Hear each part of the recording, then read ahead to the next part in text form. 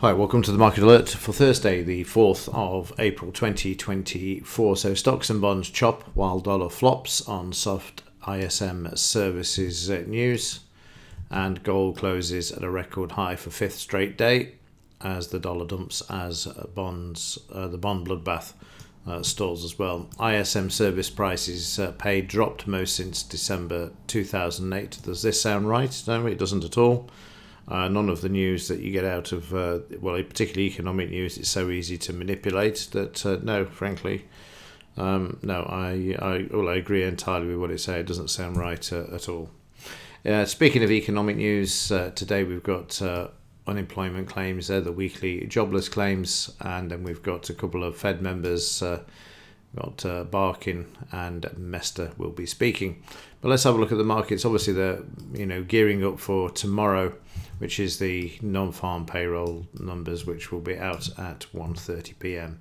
So again, that's why you saw the choppiness yesterday as well with these markets as they wait for this news to bring some sort of comfort back and allow them to then move the market back to the all-time highs. So let's move on, have a look at yesterday's price action, and we'll kick off with the Dow.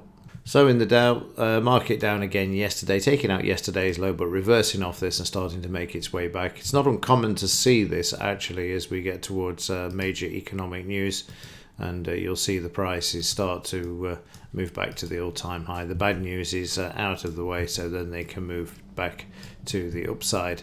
You'll also see in the 30-minute chart a clue of this as well. Before the close, the last 30 minutes the market was marked down aggressively, then the buying came back and prices were brought back as well.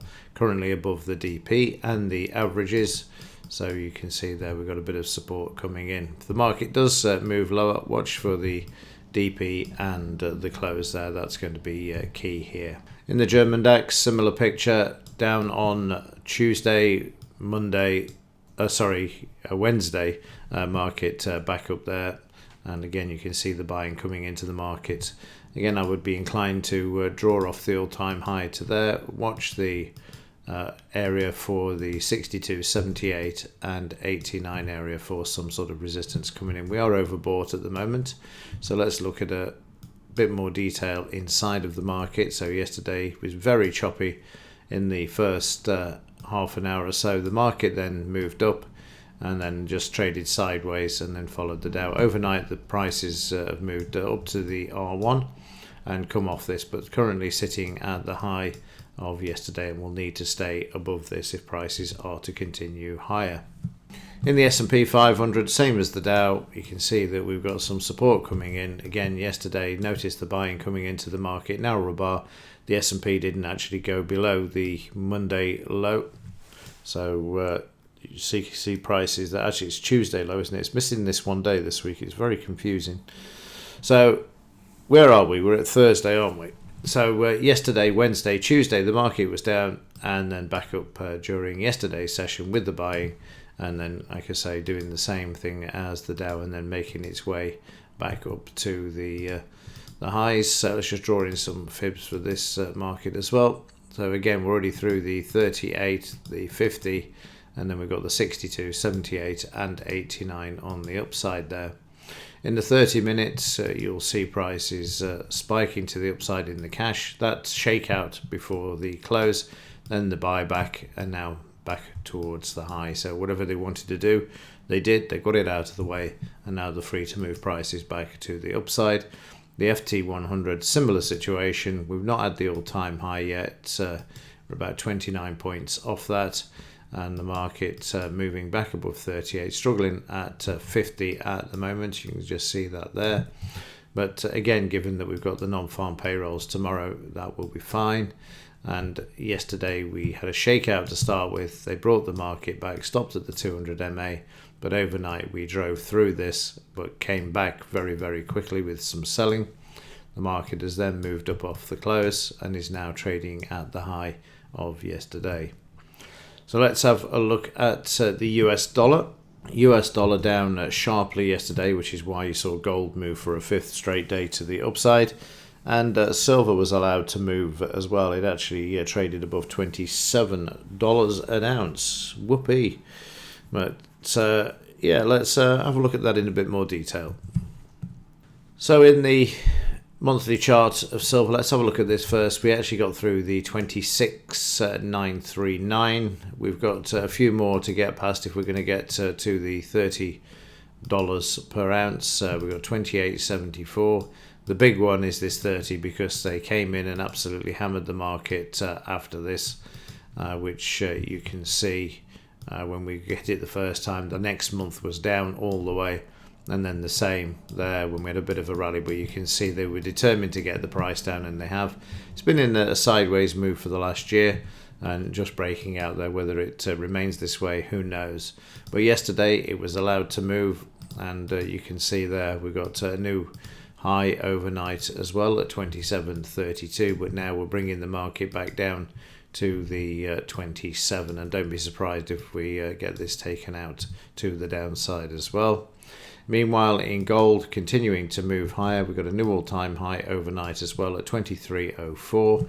Some nice buying coming into this market there. We're not seeing the stochastics cross yet. They're still separate, so despite being overbought, it's still strong.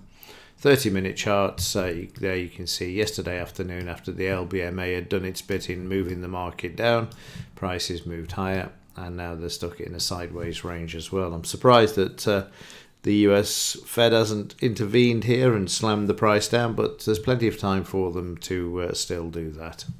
In the gold-silver ratio, this is the weekly charts. You can see there that this has been down for the last week. Let's just have a look at the daily chart just to familiarise ourselves. We've got 2 days down there, and you can see prices sideways. So I'll just move this across, and you can see that in December we were down at 83, so that's where the support could be for this market before slamming silver and moving the gold-silver ratio back to the upside. Just a matter of time for me.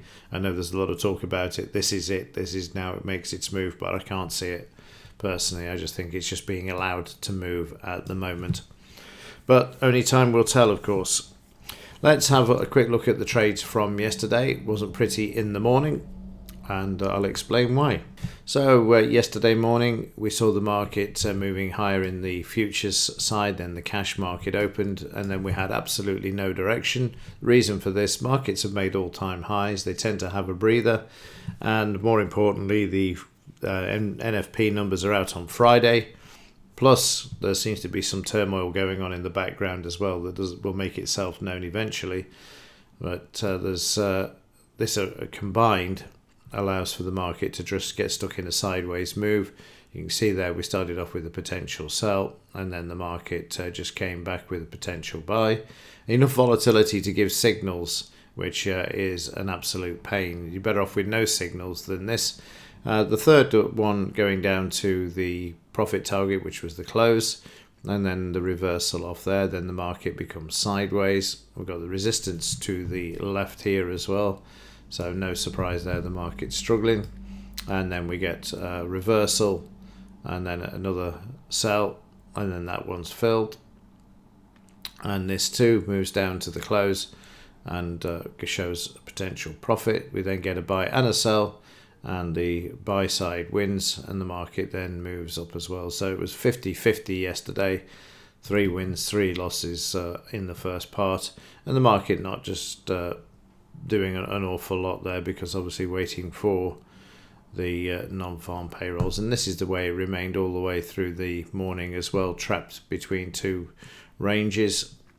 And then we got the US moving up, and once again, for some unknown reason, I should have noticed that it didn't actually save. I did alter it, but it didn't save up till the 4 p.m. close there. So I'll have a look at that in the chart in just a moment. So that's where we were with regards to this. So let me just make sure that is saved today. So we're missing an hour there. Right, let's have a quick look at that, and also what's happening overnight. So there were no additional signals following the news, which we see here, the ISM numbers there. So no difference there. So that's good. There's nothing missing off the chart, as we can see there. So let's have a look, see what's happening overnight. And we're currently above the high, market holding there at the moment. And then in the daily chart, again, you can see the price is still remaining long and not too far off the all-time high there as well. Okay, so this is the day before FOMC, not FOMC, NFP numbers. So let's see what the market does for today. And with that, as ever, thanks for watching. See you in the next one.